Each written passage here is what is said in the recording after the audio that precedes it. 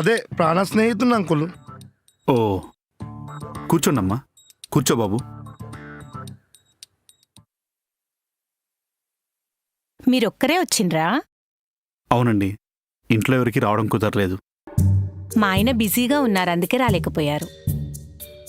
ఓ అయినా ఏంద్రా కార్తీక్, గీ చాయ్ షాప్లో మీటింగ్ పెట్టినో మంచి నీ ఫ్లాట్లోనే పెడితే అయిపోతుండే కదరా, అందరు కొండి పెడుతుంటే. అది ఆగో, ఏమన్నా తింటారా? ఏదో ఒకటి చెప్పమ్మా. అంకుల్ మీరేమైనా తింటారా? ఏదైనా పర్లేదు బాబు. చెప్పమ్మా, ఏం తింటావో? ఏముంటాయి రైడా? అరే గీడేముంటాయి ఆంటీ, ఇంకా పిజ్జాలు బర్గర్లు పాస్తాలు ఉంటాయి. బిర్యానీ ఉండదా? అంకుల్ ఇది హోటల్ కాదు బిర్యానీ దొరకనికి, ఇది కేఫే. పిజ్జా తింటారా నాన్న? సరే అమ్మా. మీరాంటీ? ఏదైనా పర్లేదమ్మా. ఓకే, ఒక మార్గరీటా. Okay madam. అమ్మా ఏమైనా మాట్లాడి. అరే నేను మాట్లాడినా? ఏ నువ్వు ఉండు బే. ఓకే ప్లీజ్ అమ్మా ఏమైనా మాట్లాడు. నేనే మాట్లాడన్నారా? చాలా బాగా పెంచారండి మీరు జయత్రిని. జయత్రి మా అందరికి బాగా నచ్చింది, అందుకే ఒక్క రూపాయి కూడా కట్నమే వద్దు మాకు. కానీ మీ అబ్బాయి మా ఇంట్లో ఎవరికి నచ్చలేదమ్మా.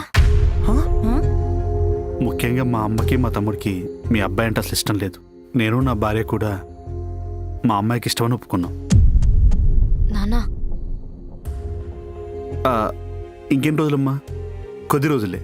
ఆ తర్వాత ఎలాగో మీ అబ్బాయి నచ్చేస్తాడనుకోండి. మా ఓన్కేం తక్కువ, అందం తెలివి లేకపోయినా మంచి జాబ్ ఉన్నది, మస్త్ ఆస్తున్నది. అమ్మా ఆగురా, చెప్పండి లగ్గం ఎట్లా చేద్దామంటారు? అది మీరు చెప్పాలమ్మా, చేయాల్సింది మీరేగా. ఆగో, లగ్గం పిల్లింటికాడ కదా చేసేటిది.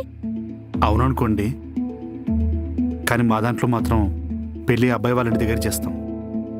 ఆంటీ నాకెందుకో వీళ్ళు పైసలు బచాయించడానికి ప్లాన్ వేసి అనిపిస్తుంది. అంతే అంటవారా? అంటే కానీ పెళ్లి ఖర్చు మొత్తం మేమే పెట్టుకుంటాం. ఆంటీ ఇదేదో మంచి ఆఫర్ లెక్క ఉంది. అయినా మొత్తం మీదే అంటే ఎట్లండి, మేము కూడా కొంచెం పెట్టుకోవాలి కదా. లేదండి, మా ఆచారం ప్రకారం పెళ్లి ఖర్చులు మొత్తం కూడా అమ్మాయి తరపు పోలు పెట్టుకోవాలి. మీరు రూపాయి కూడా ఇవ్వకండి. మండపంలో కుర్చీ దగ్గర నుంచి వంట వరకు మొత్తం మాదే. మీరేం చేయాలంటే కేవలం వచ్చి అక్షింతలేండి చాలు. సరే అండి, మా ఆయన్ని అడిగి చెప్తాను.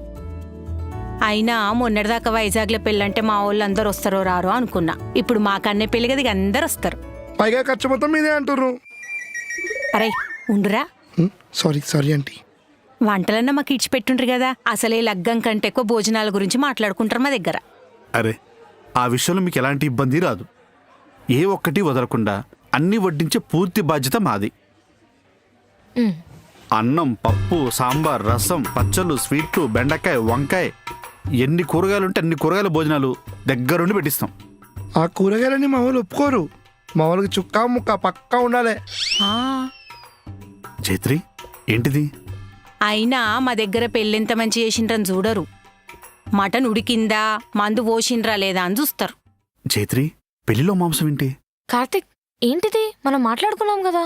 అమ్మా వాళ్ళ కాడ పెళ్లిళ్ళల్లా కౌసు పెట్టరట్నే. ఏయ్ అడ్డ కుడుతుందిరా, నేను ఒప్పుకోను. హే నడిమిట్లా నీ ఓవరాక్షన్ ఏంద్రా, బయటవో. ఎవరిని? అరే నేను నేను నీ చెడ్డి దోస్తురా. నీ ముడ్డి మీద్దంట, బయటవో. పిజ్జా చెప్పినావా, తినిపోతా. అరే వాడన్న దాంట్లో తప్పేమున్నదిరా?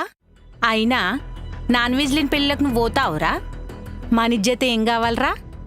మన కాందాన్ మొత్తంలా మొదలు పెళ్ళయ్యేదే నీది. ఎట్లుండాలరా? అమ్మా పెళ్లి మంచిగా చేసుకుందామమ్మా, కానీ ముక్క మందు వద్దు అంతే. నువ్వు కూడా వాళ్ళ దిక్కే మాట్లాడతావేమ్రా? చూడండి, మాకు పెళ్ళికి ఎట్లాంటి అభ్యంతరం లేదు, కానీ వంట విషయంలో మాత్రం తగ్గేదే లేదు అసలు. మా ఇజ్జత్ ముఖ్యమండి మాకు. చూడమ్మా, పెళ్ళి అనేది పవిత్రమైన పూజ లాంటిది, అందులో నీసు పెట్టకూడదు. మా దగ్గర పెడతారండి. అంత సరే అనుకున్నాక ఈ ఒక్క విషయంలో ఎందుకు మీరంత ముందు పట్టుదలుగున్నారు? మేమైతే నాన్ వెజ్ పెట్టమండి. మీ ఆచారం ప్రకారం పెళ్లి మా దగ్గర చేస్తున్నారు, రూపాయి కట్నము తీసుకుంటలేము. మీరు మా కోసం కనీసం